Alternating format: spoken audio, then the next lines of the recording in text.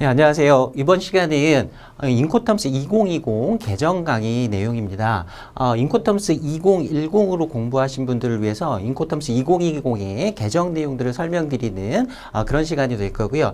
인코텀스 2010에서 20으로 개정이 되면서 사실 중요한 내용이 아주 많이 바뀌진 않았습니다. 그래서 여러분이 기존에 2010 공부하셨던 내용들을 그대로 가지고 가시면서 거기에다가 일부 추가되는 내용 또 변경되는 내용 이런 것들만 확인하는 그런 강의로 활용을 하시면 되겠습니다.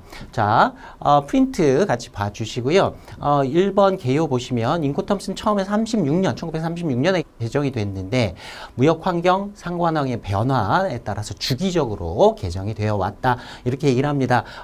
인코텀스를 한번 만들어 놓고 계속 쓰는 것이 아니고요. 주기적으로 약 한 10년 정도의 텀을 두고 최근에는 계속 개정이 되고 있고요. 무역환경 그리고 상관행 특히 뭐 운송의 관행이라든가 이런 부분들이 약간씩 변화되는 것들이 있기 때문에 주기적으로 개정을 하고 있습니다. 그래서 2020은 8차 개정, 8번째 개정 내용이 되고요. 인코텀스 2020은 말 그대로 2020년 1월부터 적용이 되는 걸로 되어 있습니다. 발표는 19년도 10월 중순 정도에 되었는데요.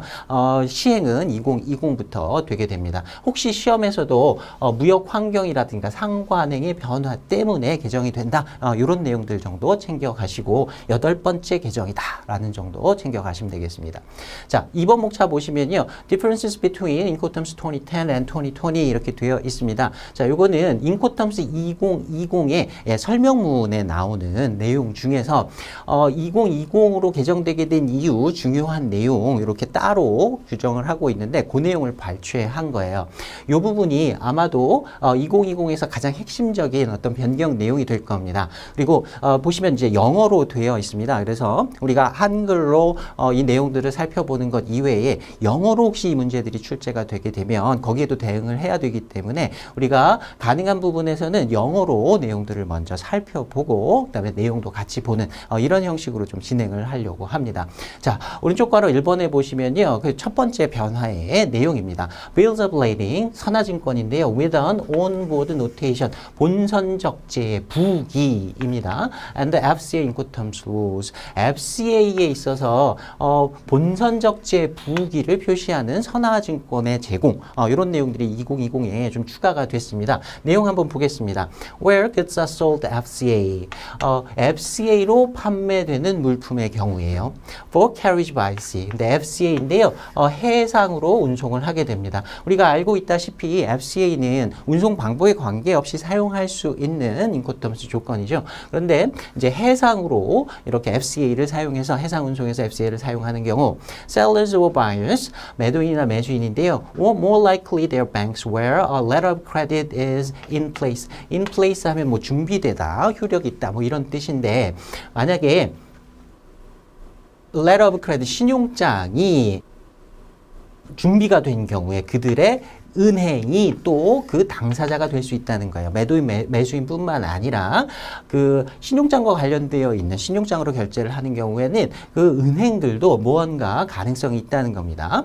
might want 이렇게 원할 수 있다는 겁니다. 매도인, 매수인 그리고 은행들이 원할 수 있는데 bill of lading with an onboard notation 본선 적재가 되어 있는 비엘을 원할 수 있는 경우가 있다. 우리가 알고 있다시피 FCA에서는 매도인이 운송 서류를 매수인에게 인도해야 할 의무는 없습니다. 그냥 인도에 증빙만을 하면 되는데 그게 반드시 BL과 같은 운송 서류일 필요는 없었던 것이죠. 물론 BL을 통해서 인도를 했다라는 걸 증명할 수는 있지만 반드시 BL이어야 하는 것은 아니었죠. 그런데 이런 상황에서는 특히 뭐 신용장이 사용되는 경우다라고 하면 BL을 제출해라라고 하는 이런 요구들이 반드시 들어올 텐데요. 이런 경우에 대비하기 위해서 일부 FCA에서의 BL, 그 중에서도 BL상에 본선 적재 부기가 있는 BL을 요구하는 이런 상황에 대한 변경 내용을 설명을 하고 있습니다.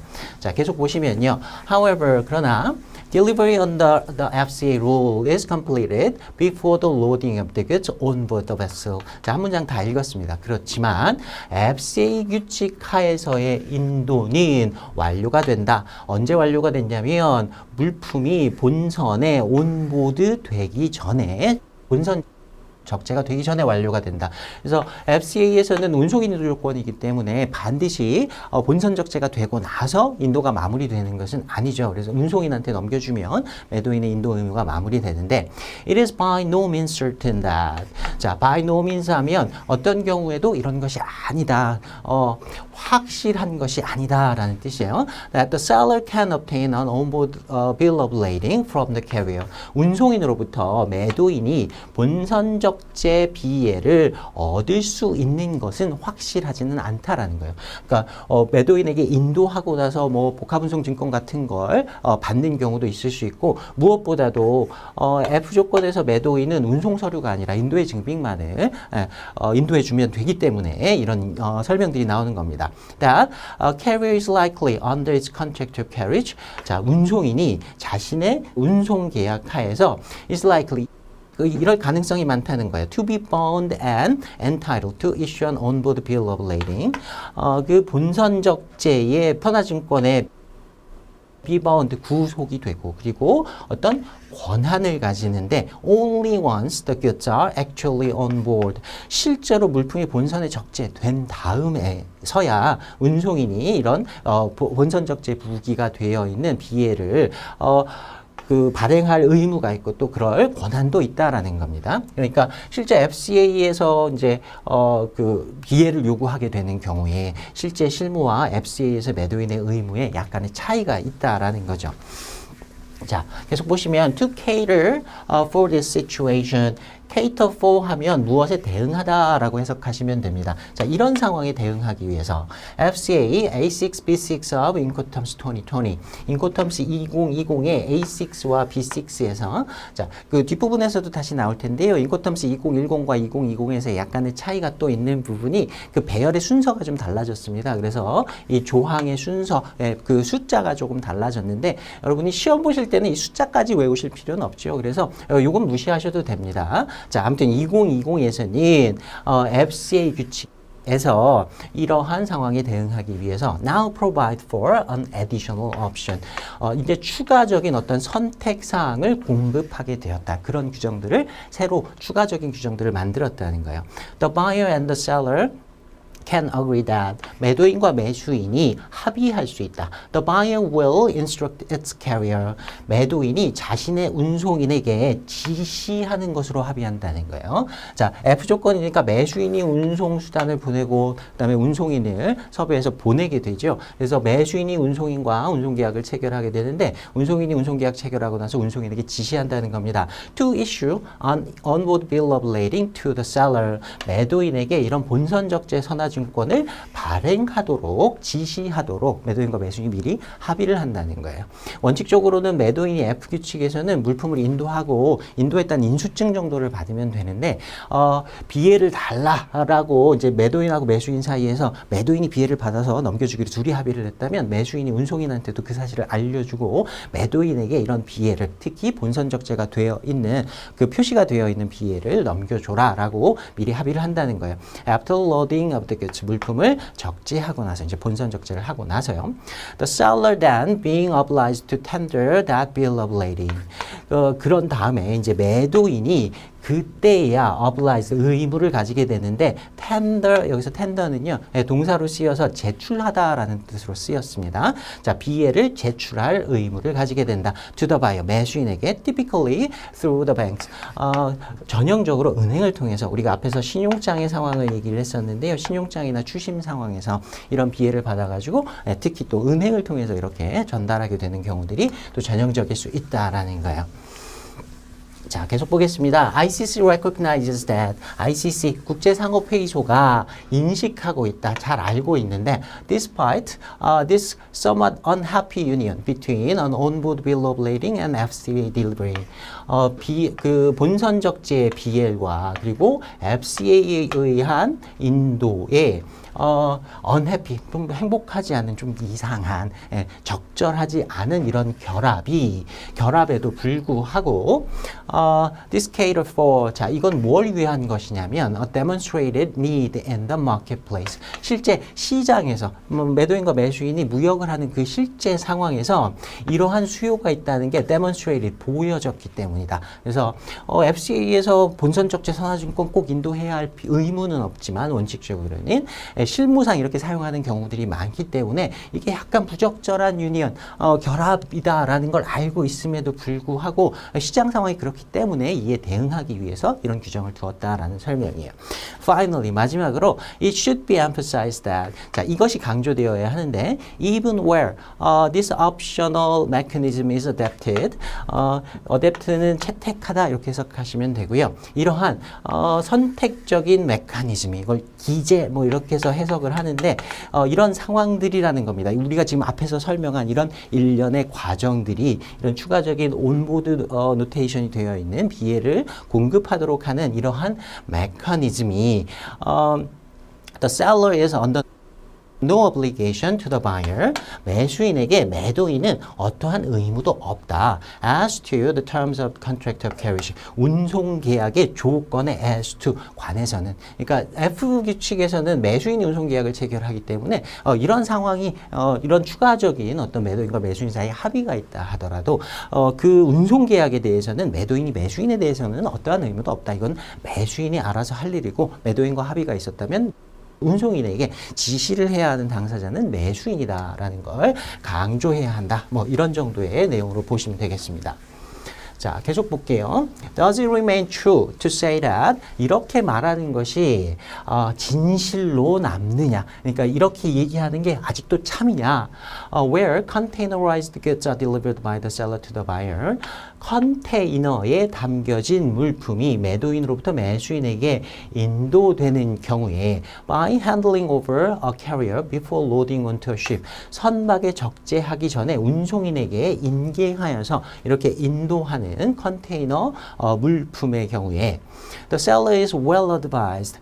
매수인은 잘 통지되었다. 잘 권고를 받았다. 그러니까 매도인에게 잘 권고한다. 매도인에게 권고한다는 내용입니다. To sell on FCA terms rather than the FOB terms.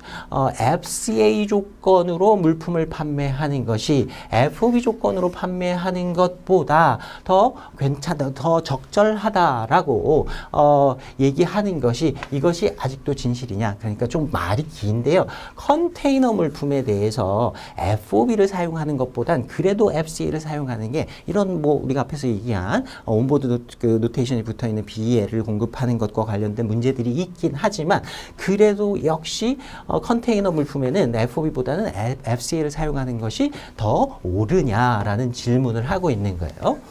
The answer to that question is yes. 그 질문에 대한 대답은 yes이다. 그렇다이다. 그러니까 컨테이너 물품에는 아직도 FCA를 쓰는 것이 맞다라 더 적합하다는 거예요. Where Incoterms 2020 have made a difference, however.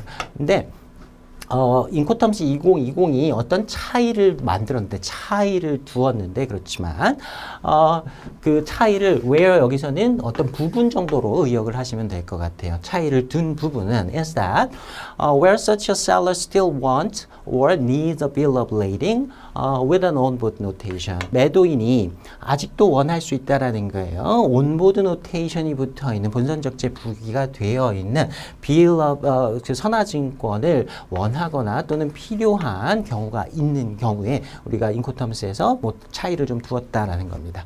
The new additional option in the FCA term, FCA 규칙에서 FCA 조건에서의 추가적인 이러한 선택상 온보드 노테이션이 붙어 있는 BL을 공급하도록 하는 A6B6 makes provisions for such a document. 그러한 서류, such a document 이런 데다 괄호 뚫어가지고 이제 시험 문제 나오기도 편하겠죠. 그러한 서류가 뭐냐? 본선 적재 부기가 붙어 있는 BL 이렇게 보시면 되겠죠. 그걸 하도록 하는 그러한 규정들을 두고 있다. 자, 이제 오른쪽 괄호 2번의 내용 보겠습니다. Costs where they are listed. 자, 비용 문제인데요. 비용이 어디에 목록이 될 것인가, 어디에다가 그 비용 문제들을 규정해서 써 놓을 것인가 하는 문제예요. 자, 요거는 간단하게 보시면 됩니다. 원래는 비용 문제가 그 인코텀스 2010에서 써 있던 순서와 조금 달라져서 뒷부분으로 2020에서는 뒷부분으로 좀 밀려서 기재가 되게 됐어요. 이제 그런 내용들을 설명하고 있는 겁니다. 자, 내용 보시면요. In the new ordering of the articles within the 인코텀스 2020 rules, 인코텀스 2020 규칙 안에서의 그 조항들, 여기서 조항이라고 얘기하는 건 매도인의 의무 A1부터 A10까지, 매수인의 의무 B1부터 B10까지 이 조항들을 얘기하는 거고요. 그래서 오더는 순서를 얘기하는 겁니다. 그 순서, 새로운 순서가 순서에서 cost now appear at A9, B9 of each 인코텀스 rule. 각각의 인코텀스 규칙의 9번째 항목에 이제 나타난다는 거예요. 그래서 전에는 6번 항목에 있었는데 이제 9번 항목으로 밀렸다는 겁니다. 순서가 바뀌었다. 역시 이 뭐 9번째 항목이니 이런 순서는 여러분이 암기하실 필요는 없습니다. The purpose is to provide users, 사용자들에게 뭘 공급하기 위한 목적인 것이다. 그렇게 뒤로 미룬 목적을 현재 설명하는 겁니다. With a one-stop list of cost. 그 비용의 원스톱의 어떤 리스트를 제공하고자 하는 것, 이게 목적이다라는 거예요. 그러니까 이전에는 약간 좀 복잡하게 이렇게 되어 있던 걸 한꺼번에 모아가지고요, 비교적 뒷부분, 9번째 항목에다가 비용 부분을 거의 한 번만 딱 들춰보면 비용에 대한 부분들을 다 정리할 수 있도록 뒷부분에다가 한꺼번에 이렇게 리스트를 해놨다는 겁니다. So that the seller or buyer can now find one place at all the cost for which it would be responsible. 자신이 여기서 it은 매도인이나 매수인을 받는 겁니다. 그 매도인이나 매수인이 책임질 수 있는, 책임을 져야 하는 그 비용의 모든 비용을 한 군데에서 이제 찾아볼 수 있도록 했다라는 거예요. Under that particular incoterms rule, 그 특정 인코텀스 규칙 하에서 items of cost, 그 비용들의 아이템들, 어떤 세부 내역들은 are also mentioned in their home article. 그들의 홈 아티클, 원래 규정, 그러니까 자기가 근거를 두었던 그 규정들에 또한 언급이 되어 있다. 그러니까 뭐 운송 관련된 내용, 뭐 서류와 관련된 내용, 이런 그 규정들이 있을 텐데 거기에도 비용의 내용들이 이미 언급이 되어 있지만 그 9번 항목에다가, 비용 항목에다가 이것들을 다시 모아가지고 좀 중복이 되더라도 한꺼번에 볼 수 있도록 이렇게 리스트를 만들었다는 겁니다. Thus, for example, 그러므로 예를 들어서 the cost involved in obtaining documents in FOB. FOB에서 서류를 얻어야 하는 것과 서류를 구비해야 하는 것과 관련된 비용들은 still also appear at A6, B6 as well as at A9, B9.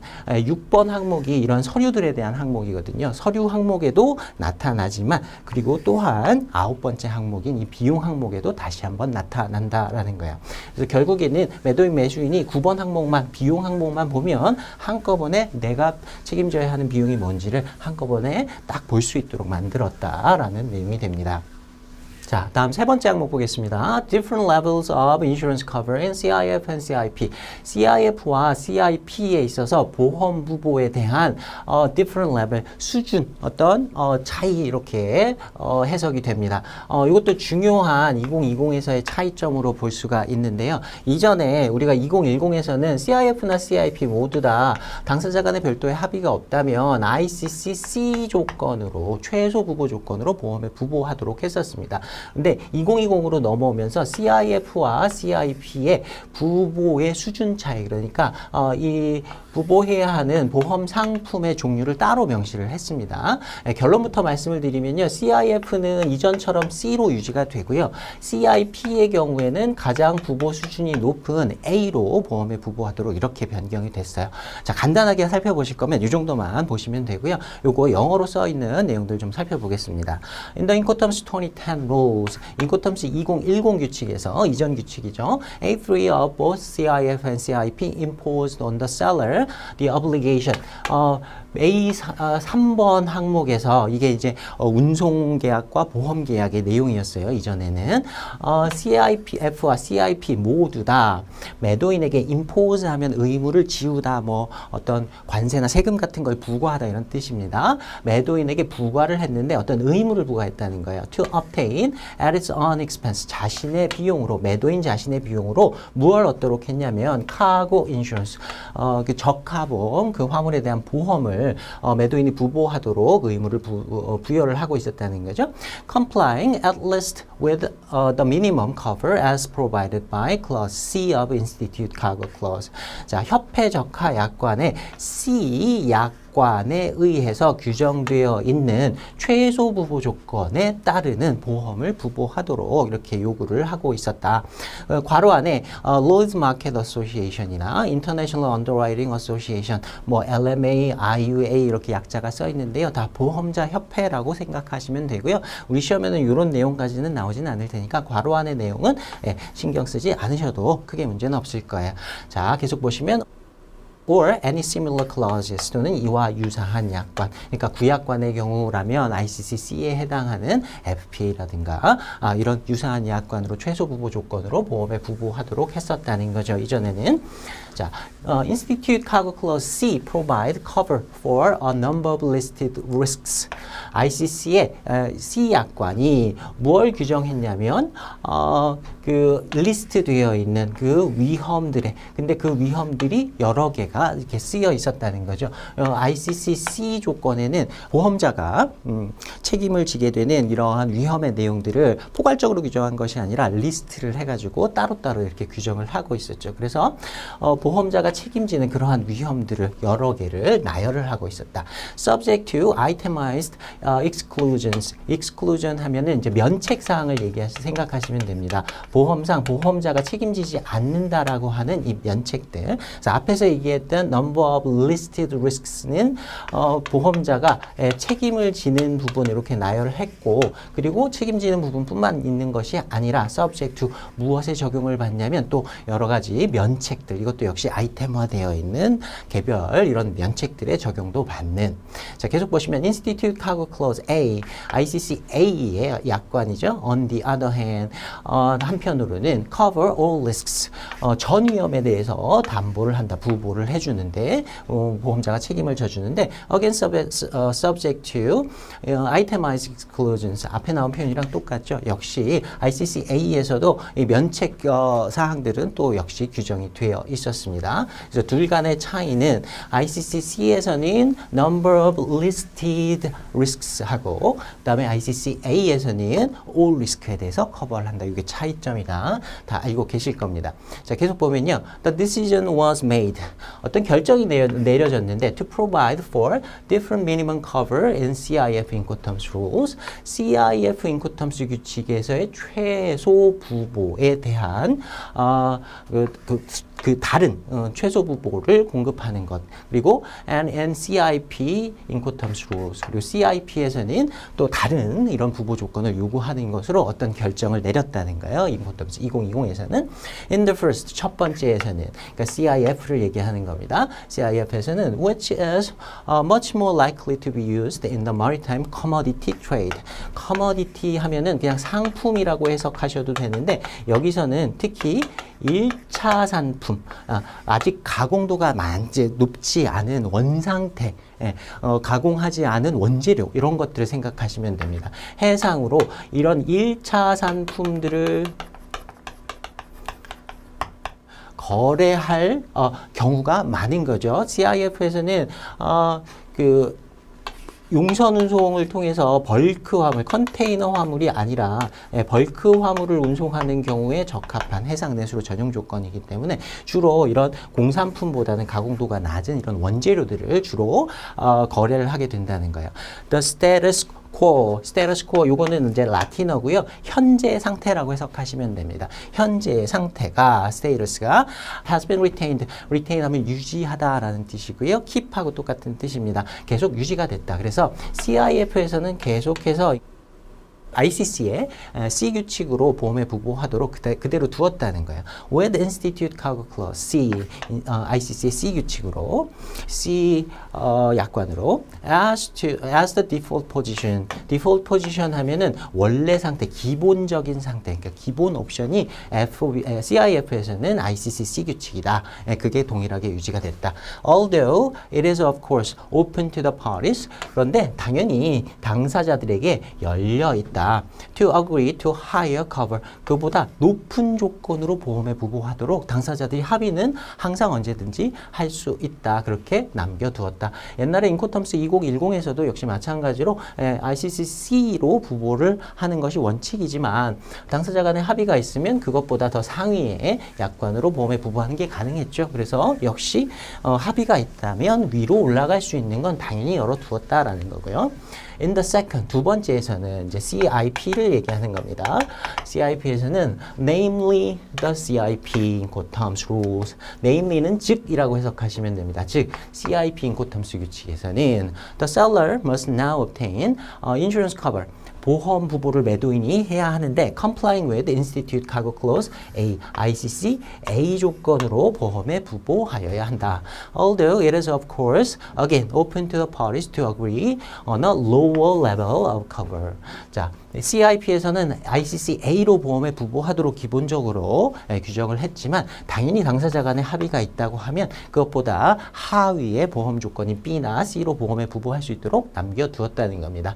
조금 더 부연 설명을 드리면요. 앞에서 이제 CIF는 1차 상품 가공도가 낮은 단가도 좀 싼 물품을 드리겠죠. 양이 많을 뿐이지 단가는 좀 쌉니다.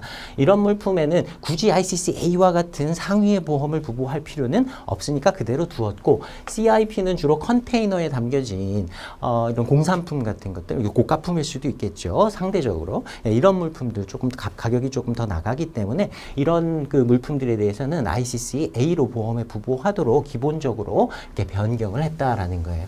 그래서 인코텀스 2020으로 넘어오면서 큰 차이점 중에 하나가 CIP에서 부보는 ICC A로 하도록 되어 있다. CIF는 이전처럼 ICC C다. 이것만 좀 기억을 해두시면 되겠습니다. 자, 이제 네 번째 보겠습니다. Arranging for carriage with sellers or buyers' own means of transport. 매도인이나 매수인의 자신이 직접 가지고 있는 운송수단으로 운송을 arranging, 준비하는 것. In FCA, DAP, DPU, and DDP. 이렇게 네 가지 규칙들이 나와 있는데요. 요거 조금 신경 써서 봐두시면 좋겠습니다. 자, 그 중간에 보시면요, DPU라고 하는 조건이 새로 나왔는데요. 이게 이제 바로 우리가 또 이 부분을 다룰 겁니다.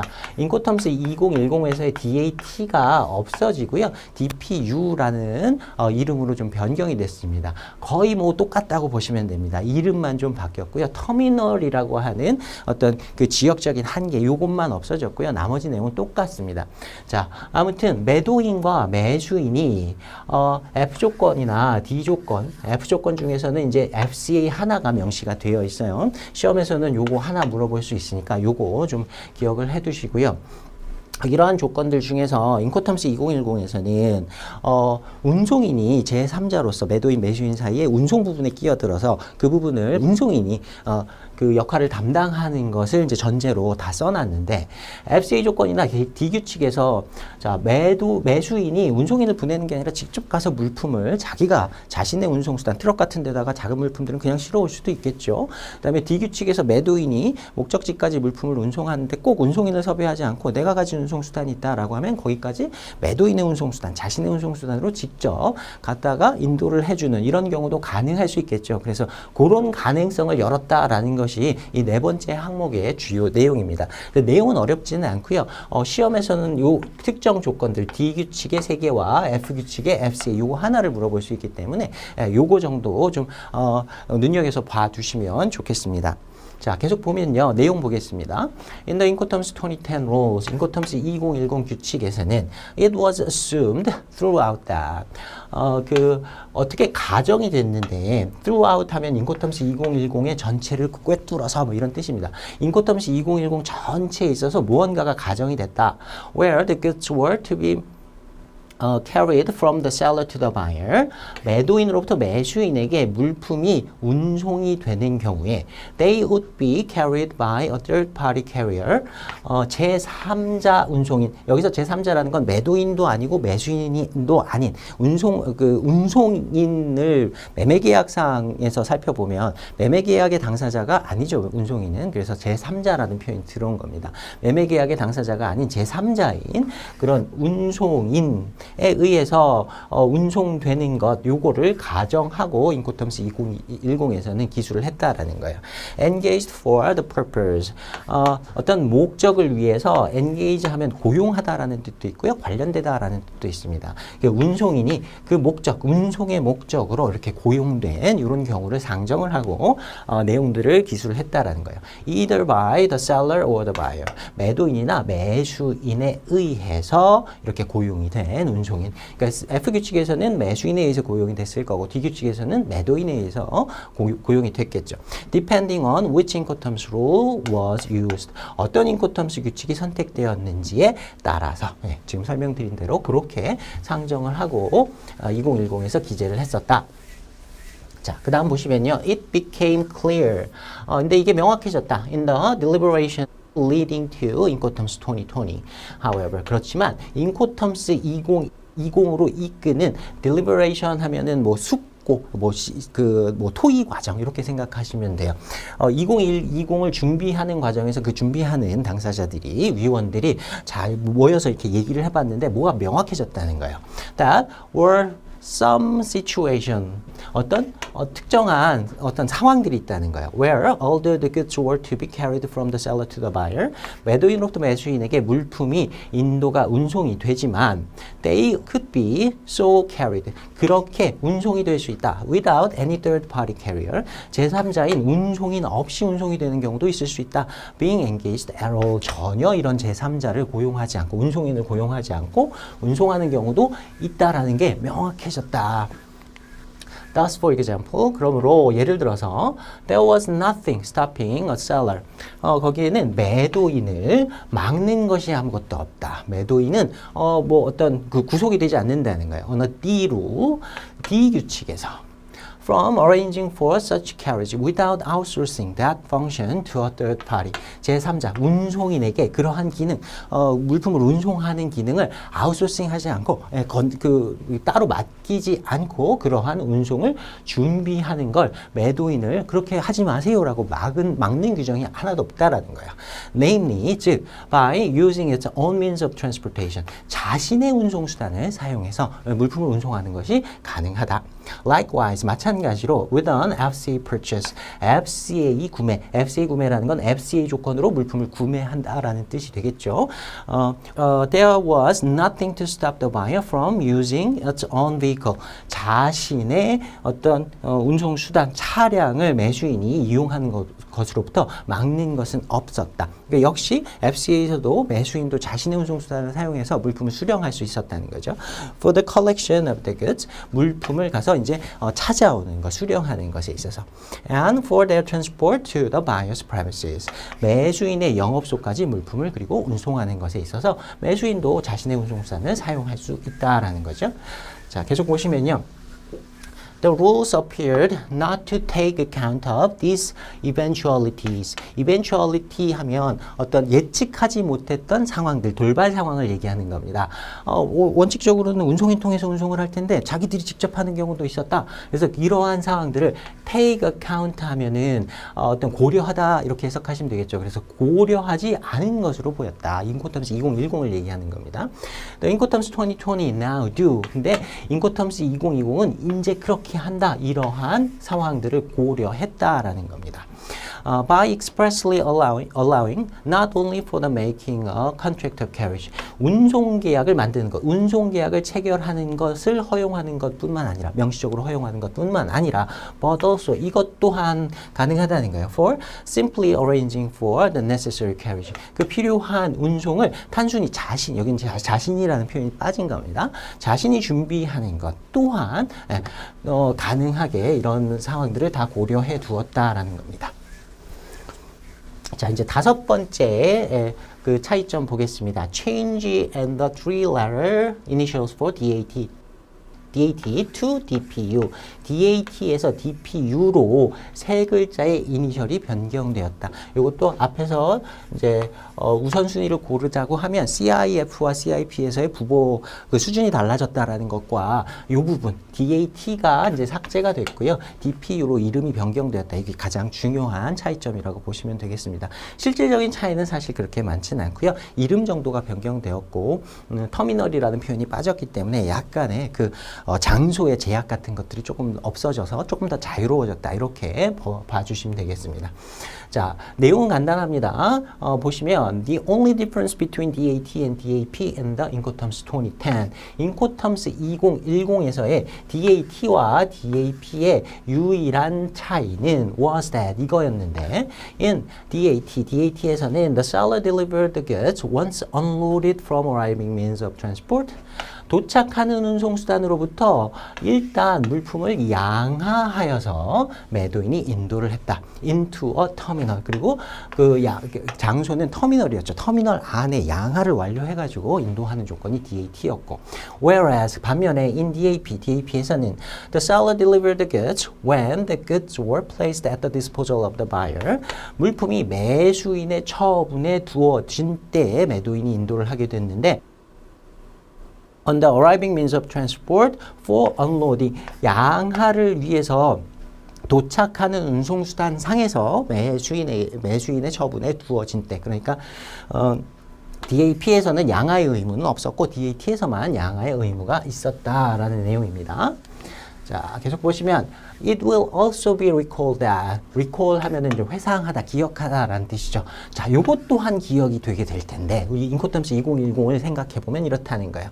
The guidance note 사용 지침인데요. For DAT 인코텀스 2010. 인코텀스 2010의 DAT의 사용 지침에서는 defined 어떻게 정의를 했냐면 the word terminal, 터미널이라는 단어를 broadly, 좀 폭넓게 정의를 했다라는 거예요. 넓게 정의를 했는데 to include, 이렇게 포함하도록 any place, whether covered or not.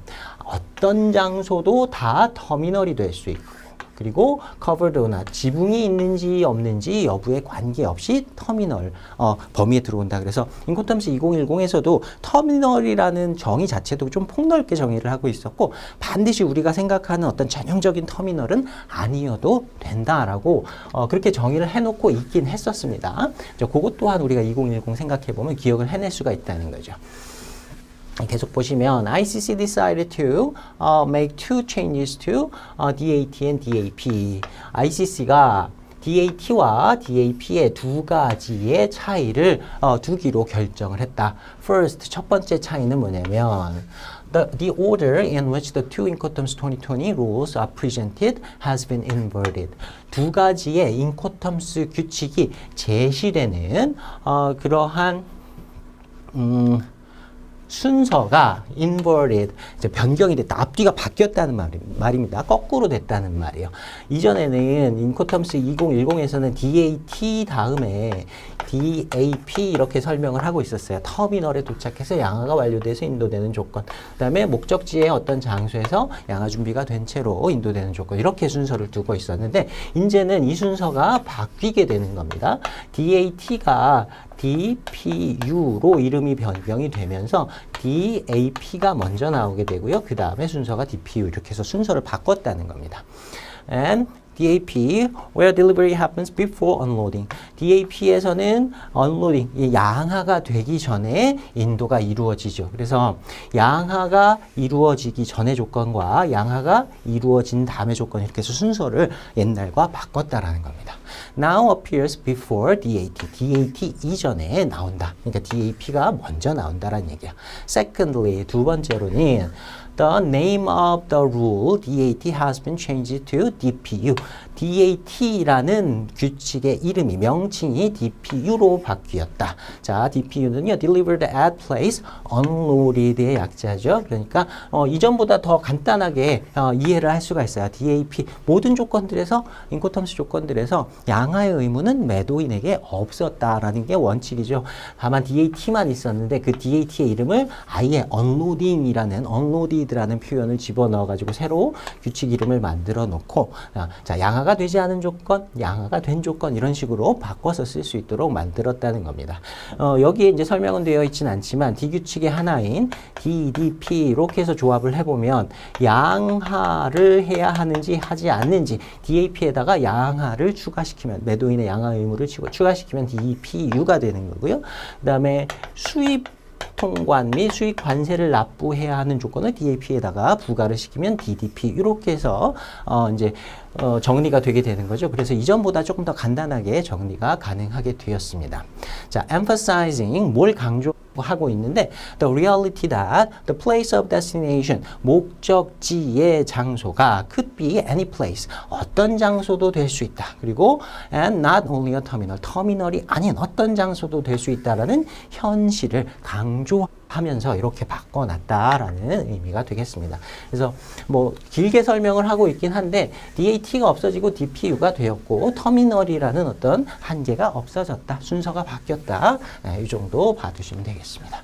자, however if that place is not a terminal 만약에 그 장소가 터미널이 아니라면 그러니까 DPU를 사용하는데 그 인도의 장소가 터미널이 아니라면 the seller should make sure that 매도인이 확실히 해야 합니다. The place where it intend to deliver the goods 물품을 인도하고자 하는 그 장소가 여기서 it은 매도인을 받는 거고요. 매도인이 물품을 인도하고자 하는 장소가 is a place where it is able to unload the goods. 물품을 양하할 수 있는 장소인지 이걸 확실하게 하는 것이 중요해졌다. 그러니까 터미널이라고 하면 기본적으로 뭐 양하고 물품을 장치에도 보관하는 이런 시설들이 있었으니까 계속해서 써왔는데 DPU에서는 터미널이라는 표현을 지워버렸으니까 그 터미널이라면 당연히 양하가 가능할 텐데 양하가 불가능한 장소에서 DPU를 쓰면 적절하지 않다. 그러니까 양하가 가능한지를 확인해보고 DPU 조건을 사용할 것 이렇게 권고를 하고 있다라고 보시면 되겠습니다. 자, 이제 6번째 차이점 보겠습니다. Inclusion of security-related requirements within carriage obligation and cost. 자, 운송의 의무와 그리고 비용과 관련된 보안과 연계된 요구 조건들을 포함했다라는 뜻입니다. 자, 인코텀스 2010에서도요, 보안 연계 통관이라든지 뭐 이런 표현들을 우리가 사용하고 있었어요. 근데 2020으로 넘어오면서 이런 내용들을 버리진 않았고요. 그대로 가지고 갑니다. 근데 요 밑에 이제 영어로 나온 내용들은요, 사실 문제화하기에는 조금 적절하진 않은 것 같아요. 그래서 여러분이 한 번 정도만 빨리 눈으로 훑어보시고 한글로 된 내용으로 내용만 좀 파악하고 이해만 하고 넘어가시면 되겠습니다. 그래서 요지만 말씀을 드리면 2010은 처음에 이제 그 9.11 사태에 일어나고 나서 이제 무역 환경들이 변화하고 나서 첫 번째 제정된 인코텀스 규칙이었어요. 그래서 이전에는 없었던 이런 security related 보안과 연결이 되어 있는 연관된 운송이라든가 기타 비용들이라든가 이런 것들을 2010에서 처음에 이제 소개를 하게 됐는데 그런 내용들이 이제 시간이 좀 지나면서 완전히 정착이 됐다. 그래서 그 내용을 그대로 2020에도 반영을 하고 있고 널리 이런 그 보안 연계와 관련된 운송, 통관, 그다음에 비용 이런 것들을 당사자들이 잘 알고 있기 때문에 그 내용을 반영해 두었다라는 정도로 이해하고 가시면 되겠습니다. 여기에 뭐 조항의 숫자 이런 것들은 전혀 기억하실 필요는 없어요. 전체적인 취지만 좀 이해를 하고 가시면 되겠습니다. 네, 다음 7번째 차이점 보겠습니다. Explanatory note for users.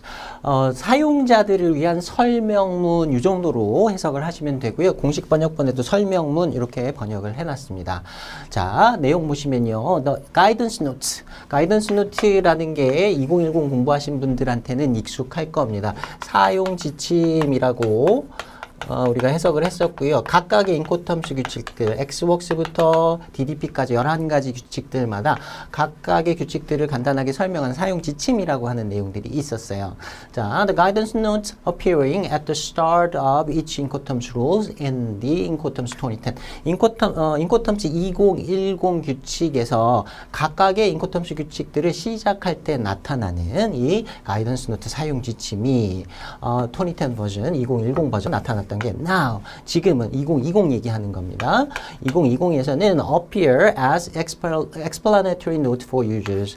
사용자를 위한 설명문으로서 설명문이라고 이렇게 나타난다. 그러니까 사용 지침의 이름이 바뀌었다라고 생각하시면 됩니다. 기능은 완전히 동일하고요. 가이던스 노트라는 그 이름에서 명칭에서 explanatory note for users 이렇게 이름을 바꿨다. 그러니까 실질적인 변경 내용은 크게 없습니다. 이름만 바뀌었습니다. 자, these notes explain the fundamentals of each Incoterms 2020 rule. 자, 이 각각의 설명문들이 2020 규칙, 각각의 2020 규칙들의 fundamental, 어떤 근본적인, 기본적인 내용들을 설명한다. 자, such as 다음과 같은 내용들을 설명하고 있는데, 자, 요 내용은요, 2010에서 사용 지침의 기능, 이거하고 완전히 동일합니다. 그래서 표현들 동일하게 가져가시면 되고요. 자, 어떤 기능을 하고 있었나? 첫 번째, when it should be used, 언제 이용되어야 하는지, 언제 X웍스를 쓰고, 언제 FOB를 쓰고, 언제 DDP를 쓰는지, 이런 내용들을 설명하고 있었고, 자, 두 번째, when risk transfers, 언제 위험이 이전하는지, 위험의 이전 시점, 그리고 and how costs are allocated between seller and the buyer, 그리고 비용이 어떻게 매도인과 매수인 사이에 allocate, 분배가 되는지, 어떻게 정해지는지, 이런 것들을 그런 기본적인 펀더멘털들을 설명한다. 그래서 이전의 사용 지침 가이던스 노트와 기능은 완전히 동일합니다. 2010 버전에서도 이런 세 가지 정도의 내용들을 강조하고 있었으니까요. 세 가지로 딱 떨어지니까 이게 이제 사지선다 문제에서는 문제로 만들기 편하겠죠. 그래서 이 내용들 다시 한번 좀 확인해 주시면 좋겠습니다. 복습한다 생각하시고 확인해 주시고요. 자, 계속 볼게요. The explanatory notes are intended. 이러한 설명문이 의도되었다. 목적을 얘기하는 겁니다. 구체적인 목적인데요. A, B 두 가지의 내용들이 나와 있습니다. A, to help the user. 사용자들을 도와주기 위해서 accurately and efficiently. 정확하고 그리고 효율적으로 steer toward the appropriate Incoterms rule. Incoterms, 적합한 Incoterms 규칙에 steer 하면은 이렇게 운전대를 steering wheel이라고 하죠. 이렇게 steer toward 이렇게 찾아가는 걸 얘기하는 겁니다. 우리한테 적합한 인코텀스 규칙이 뭔지 이렇게 정확히 찾아갈 수 있도록, 정확하고 효율적으로 찾아갈 수 있도록 돕는 역할을 한다. For a particular transaction, 그 특정한 거래에 있어서. 자, 인코텀스 2010에서도 똑같은 내용이 나왔었고요. 자, B 보시면 to provide those, 그들에게 뭔가를 공급해주기 위한 겁니다. Deciding or advising on dispute or contract, 어떠한 분쟁이나 계약에 어떤 결정을 내려야 한다거나 또는 advice, 조언을 하는 그 당사자들에게인데, 이런 분쟁이나 그 계약이 governed by Incoterms 2020, 인코텀스 2020의 규율을 받는 준거법으로서 인코텀스 2020이 채택되어 있는 계약에서 분쟁이 생기거나 그 계약 자체에 대해서 뭔가 결정 또는 조언을 해주는 거예요. With guidance, provide, 여기 가서 붙는 겁니다. 어떤 가이드를 제공해주기 위한 것이다. On matters which might require interpretation, 어떤 해석을 필요로 하는 사안에 대해서 누군가가 결정을 해야 될 때 뭐 중재인이라든가 판사라든가 또는 여러 가지 조언을 해줄 수 있는 당사자들에게 어떤 가이드를 주기 위해서 이 explanatory note를 넣어두었다. 역시 2010의 그 사용 지침과 유사한 내용 이렇게 규정을 하고 있는 것으로 보시면 되겠습니다. 자, 계속 보시면 for guidance on more fundamental issues that cut across the Incoterms 2020 rules more generally. 자, 뭔가 가이드를 위해서인데요. 무엇에 대한 가이드냐면 더 근본적인 어떤 사안들이에요. 그 어떤 근본적인 사안들이냐면 인코텀스 2020을 컷어크로스 가로지르는 전체를 이렇게 조망해 봤을 때 더 일반적으로 더 포괄적으로 무언가 그 규정들을 두고 있을 수 있는데, 그러한 기본적인 이슈들에 대한 가이드, 그러니까 우리가 앞에서 살펴본 그 설명문보다 더 근본적인 어떤 설명들에 대한 가이드를 위해서는 Reference may, of course, also be made. reference가 만들어지다, 참조가 되다 이렇게 해석하시면 됩니다. 물론 또한 참조될 수 있는데 to the text of this introduction. 이 소개문. 서문의 텍스트를 참고할 수 있다. 그러니까 explanatory note는 각각의 인코텀스 규칙들에 대한 기본적인 설명들이 들어있고요. 각각의 인코텀스 규칙이 아닌 조금 더 일반적인 포괄적인 어떤 기본적인 사안들에 대해서는 introduction에 지금 우리가 보고 있는 내용들이 introduction이거든요. 그 introduction의 내용들이 참고가 되어질 수 있다. 이걸 보면 가이드가 될 거다라는 거예요. 그래서 서문의 역할과 그리고 그 explanatory note 두 가지에 대한 기능에 대한 설명들을 하고 있는 겁니다. 자, 그 밑에 제가 한글로 하나 써놨는데요. 인트로덕션을 2010에서는 서문으로 번역을 했었는데 2020으로 넘어오면서 이걸 소개문이라고 우리말 번역을 공식 번역을 바꿨습니다. 그래서 뭐 인트로덕션을 뭐 서문이라고 할 수도 있고 소개문이라고도 할 수 있고 그냥 표현만 바뀐 것이다라고 보시면 되겠어요. 그래서 기본적으로 아주 인코텀스 2010에 대한 전반적인 사안은 이 인트로덕션을 보면 되고 각각의 규칙에 대한 설명을 보려면 explanatory note를 보면 된다. 이렇게 이해하시면 되겠습니다. 자, 8번째 기타 보겠습니다. 자, 8번째 기타라고 나온 거는요. 지금 우리가 2번 목차에서 보고 있는 인코텀스 2010과 2020의 차이점. 요건 제가 서문에서 그대로 갖고 온 거였는데 7번까지의 내용은요. 여기서부터는 제가 다른 부분에 요 목차 말고 다른 부분에 흩어져 있는 부분들에서 좀 차이점을 나름대로 여기다가 넣어놨습니다. 요것도 같이 좀 참고해서 보시면 좋겠어요. 자, 양거를 1번에 보시면요. 규정의 재배열 이렇게 되어 있습니다. 인코텀스 규칙 A1부터 시작해서 B10까지 20개의 조항으로 이루어져 있는데 이 조항의 순서, 이름 같은 것들을 약간 좀 바꿨습니다. 자, there has indeed been a radical shake-up. 근본적인 아주 급진적인 shake-up 하면 어떤 이렇게 흔드는 거죠. 변경이 이루어졌는데 실제로 그렇게 이루어졌다. In the internal order, 어떤 내부적인 순서에 있어서 변경이 좀 심하게 이루어졌다는 거예요. In which the 10 articles within each incoterms rule, 각각 인코텀스 규칙들의 10가지의 조항들, 그러니까 A1부터 A10까지, B1부터 B10까지의 이 각각의 10개의 조항들의 이 순서에 대해서 좀 큰 변화가 있었다는 겁니다. have been organized. 그러한 규칙들이 인코텀스 규칙이 이렇게 구성되어 있는 순서가 바뀌었다. In Incoterms 2020, 인코텀스 2020에서는 the internal order within each Incoterms rule, 각각의 인코텀스 규칙에서의 그 내부적인 규정의 순서가 now follows this sequence, 이러한 순서에 따른다. 자, 내용 보시면요. A1부터 B10까지의 이 조항에 제목들이 이렇게 나타나 있습니다. 이 순서를 순서대로 외우실 필요는 없어요. 그런데 우리가 2020으로 처음 이제 변경이 되고 나서 최초의 문제가 나올 때는 이러한 각각의 규정들의 제목으로서 2010에 있었는데 20에서 없어진 이런 표현들을 집어넣어 놓고 2020에서의 규정의 제목이 아닌 것을 이런 식으로 물어볼 수는 있습니다. 그래서 요걸 좀 눈에다가 익숙하게 좀 만들어 두시면 좋겠어요. 첫 번째 항목은 General Obligations, 일반적인 의무입니다. 매도인의 의무, 매수인의 의무. 요거는 2010에서도 1번 항목에 똑같이 제목으로 나와 있었던 거고요.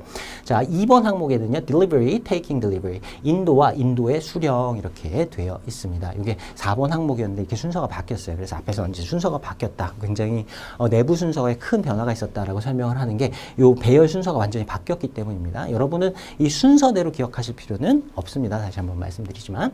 자, 세 번째 보시면 Transfer of Risks, 위험의 이전 규정이고요. 네 번째는 운송, carriage, 운송 계약 관련된 내용입니다. 다섯 번째는 Insurance, 보험 관련된 내용이고요. 인코텀스 2010에서는 carriage, 운송과 보험을 하나의 규정에다 같이 넣어놓고 있었는데 2020에서는 이렇게 분리를 좀 했습니다.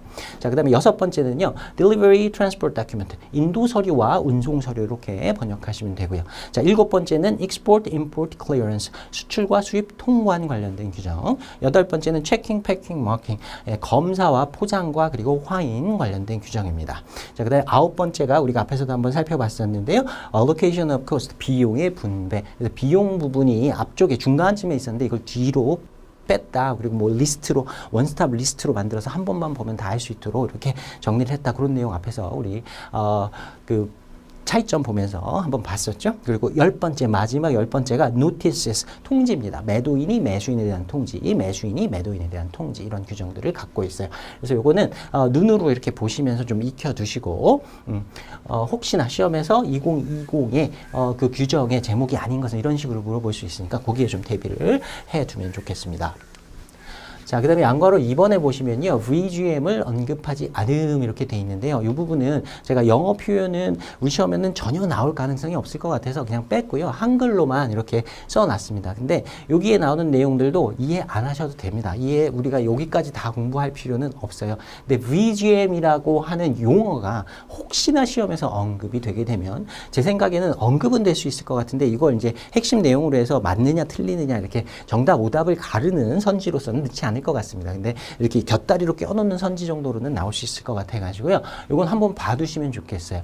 검증 총 중량 우리말로 번역을 하는데 요 약자만 좀 봐두시면 될 것 같아요. VGM이라고 하는 거, Not on Verified Gross Math 이렇게 돼 있습니다. 그러니까 총 중량에 대한 확인에 대한 노트 이 정도로 보시면 돼요. 그래서 내용을 살펴보면 2016년 정도의 어떤 규정, 국제 규정이 하나가 생겼는데 송하인이 물품을 운송수단에 적재하기 전에 이 물품의 무게, 부피 이런 것들을 검증을 받아서 그 검증기관의 검증을 받은 그 서류를 공급해야만 물품을 선적해 준다라는 규정이 새로 생겼습니다.